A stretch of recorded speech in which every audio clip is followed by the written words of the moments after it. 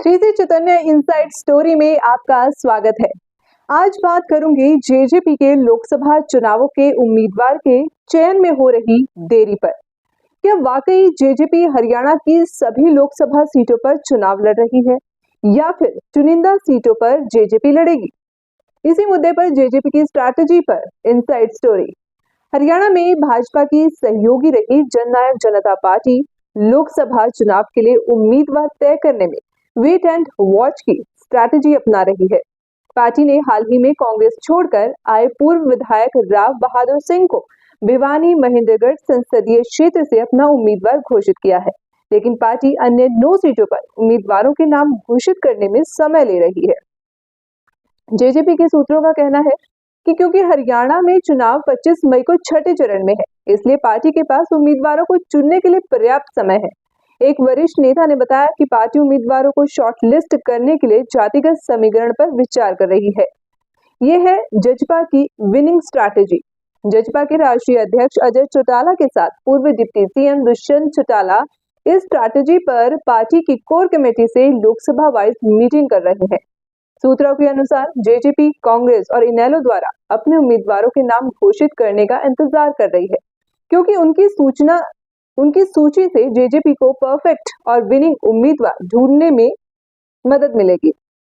भाजपा एकमात्र ऐसी पार्टी है जिसने हरियाणा में अपनी सभी 10 उम्मीदवारों के नाम घोषित कर दिए हैं।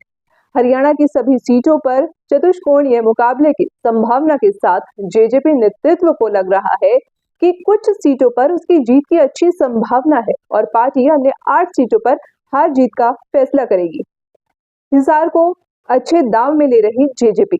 हिसार लोकसभा क्षेत्र जेजेपी के लिए सबसे अच्छा दाव लगता है, क्योंकि पूर्व डिप्टी सीएम दुष्यंत चौटाला 2014 से 2019 तक इस क्षेत्र के सबसे कम उम्र के सांसद थे। हालांकि उस समय वह इनेलो की मूल पार्टी से चुने गए थे। माना जा रहा है कि पार्टी इस महत्वपूर्ण सीट से अपने संस्थापक अध्यक्ष अजय चौटाला के परिवार के किसी सदस्य को उम्मीदवार बना सकती है। जेजेपी ने कथित तौर पर बीजेपी जेजेपी गठबंधन के दौरान सीट बंटवारे के फॉर्मूले के तहत बीजेपी से हिसार और भिवानी महेंद्रगढ़ सीट मांगी थी। हालांकि भाजपा द्वारा जेजेपी को कोई भी सीट देने से इनकार करने और सभी 10 सीटों पर उम्मीदवारों की घोषणा करने के बाद गठबंधन समाप्त हो गया। आपके साथ गठबंधन में लड़ा था चुनाव। हालांकि जेजेपी ने आपके साथ गठबंधन में चुनाव लड़ा था।